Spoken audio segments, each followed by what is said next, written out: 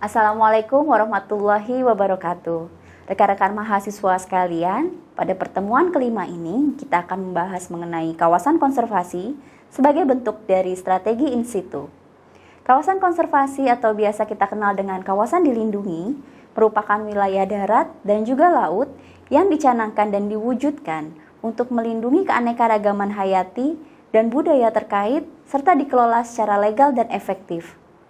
Kawasan konservasi di Indonesia berada di bawah Kementerian Lingkungan Hidup dan Kehutanan serta Kementerian Perikanan dan Kelautan. Menurut Dirjen KSDAE dari Kementerian Lingkungan Hidup dan Kehutanan, kawasan konservasi di Indonesia tersebar di 27,14 juta hektar dari total luas wilayah Indonesia sebesar 190 juta hektar. Kawasan konservasi terbagi ke dalam kawasan suaka alam dan juga kawasan pelestarian alam. Kawasan konservasi di Indonesia lebih luas wilayahnya daripada wilayah Inggris Raya. Kawasan konservasi, seperti yang sudah saya bilang sebelumnya, dibagi menjadi dua bagian. Yang pertama adalah kawasan suaka alam dan juga kawasan pelestarian alam. Kawasan suaka alam atau biasa dikenal dengan kawasan biosfer memiliki ciri khas tertentu sebagai penyangga kehidupan. Contoh dari kawasan suaka alam diantaranya adalah cagar alam, suaka marga satwa, taman buru, dan juga hutan lindung. Cagar alam digunakan untuk kegiatan penelitian, pendidikan, dan pengembangan ilmu. Untuk suaka marga satwa ditambahkan dengan kegiatan pelestarian satwa, khususnya satwa-satwa yang dilindungi di daerah tersebut. Taman buru merupakan suatu wilayah yang digunakan untuk berburu satwa yang diatur sesuai kapasitasnya, agar satwa tersebut tetap lestari dan berkelanjutan.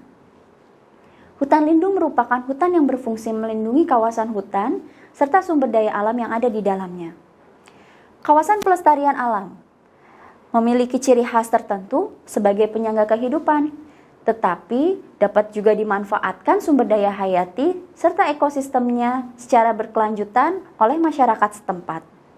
Contoh dari kawasan pelestarian alam adalah taman wisata, taman hutan raya, dan juga taman nasional. Taman wisata dilestarikan untuk kegiatan pariwisata dan kegiatan pendidikan. Taman hutan raya biasanya digunakan tidak hanya untuk wisata, tetapi juga untuk koleksi tumbuhan ataupun satwa, khususnya spesies lokal setempat. Taman nasional memiliki ekosistem asli dengan luasan yang sangat luas dan dikelola dengan sistem zonasi. Terdapat 3 zona utama pada Taman Nasional, yaitu zona inti, zona transisi, zona pemanfaatan, dan beberapa zona lainnya. Sebagai contoh, di Taman Nasional Gunung Merapi, terdapat beberapa zona di dalamnya seperti zona inti, zona rimba, zona pemanfaatan, zona rehabilitasi, zona tradisional, zona religi, budaya, dan sejarah, serta zona rekonstruksi. Jika rekan-rekan semua ingin memasuki zona inti, maka diperlukan simaksi atau surat izin masuk kawasan konservasi yang diterbitkan oleh BKSDA ataupun Balai Taman Nasional setempat. Bagaimanakah cara membuat kawasan konservasi? Terdapat 3 prioritas utama KLHK dan juga KKP dalam menentukan kawasan konservasi. Yang pertama adalah kekhasan, lalu keterancaman, dan juga kegunaan. Kekhasan yang dimaksud adalah daerah tersebut harus memiliki flora dan fauna yang endemik, sehingga memiliki kekhasan yang sangat unik dibandingkan kawasan lainnya. Keterancaman biasanya berupa kawasan tersebut memiliki banyak sekali jenis flora fauna yang terancam punah, sehingga akan diprioritaskan untuk menjadi kawasan konservasi.